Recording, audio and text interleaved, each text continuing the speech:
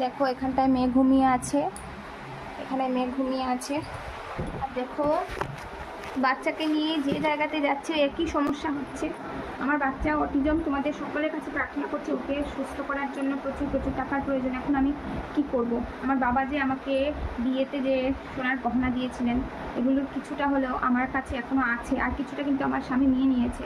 তো এখন বলছি আমার স্বামী আমার বাচ্চাকে ট্রিটমেন্ট করানোর জন্য ওর কাছে পয়সা নেই, ও নাকি লোন নেবে, এসব বলে বলে কিন্তু একদিনের পর দিন তো একটা মাকে সব সহ্য করতে হচ্ছে। এখন আবার আমি বাবার বাড়িতে আছি, দুদিন পর ওর প্রয়োজন বলে মনে হবে আমাকে, তখন আবার প্রয়োজন মনে করলে আমাকে আবার ডেকে নেবে ওখানে যাওয়ার পরে জানো তো আমরা না আলাদা হয়ে আছি ঠিকই, মানে আমরা উপরের ঘরে থাকি, আমার শাশুড়ি মা ওরা আমাকে আলাদা করে দিয়েছেন, কিন্তু ওরা সবাই একই সঙ্গে আছে, ওদের সাথে আমি ভালো ব্যবহার করি, এখনও কিছু রান্নাবাড়ি হলে আমি ওদেরকে দিই।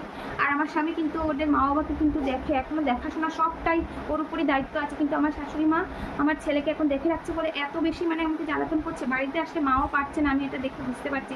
কিন্তু মা কদিন রাখবে, বেশি দিন তো আর থাকা যাবে না, ওখানে গিয়েই আবার আমাকে থাকতে হবে শ্বশুর বাড়িতে। কিন্তু এভাবে করে আমার বাচ্চাটার জন্য আমাকেও কষ্ট পেতে হচ্ছে আর আমার বাচ্চাকেও কষ্ট পেতে হচ্ছে, দুদিক থেকেই কষ্ট হচ্ছে। এখন আবার একটা ছোট্ট মেয়ের জন্ম হয়েছে, তোমরাই বলে এরকম করে কতদিন আমার বাচ্চাকে নিয়ে এভাবে বাঁচবো আমি?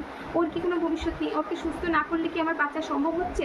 আমি এখানে দুদিন আরাম করে থেকে যাবো, কিন্তু পরের বার তো শ্বশুরবাড়িতে গিয়ে যাওয়ার পর আবার সেই একই ঝামেলার সৃষ্টি হয়ে যাবে। আর সমস্ত কিছু কিন্তু দিনের পর দিন চলতেই থাকছে 8টা বছর হয়ে গেছে ওর এখন বয়স। তোমরা সকলে প্লিজ আশীর্বাদ করো আমার জন্য ইউটিউব চ্যানেলটা দাঁড় করাতে পারি তোমাদের সকলের আশীর্বাদে। এখন আমি বেশি কিছু চাইছি না, তোমরা ভিডিওটাতে একটা লাইক করে দিও আর আমার ছেলের জন্য আশীর্বাদ করবে, ওর যাতে থেরাপির জন্য কিছু টাকার জোগাড় হয়। ধন্যবাদ।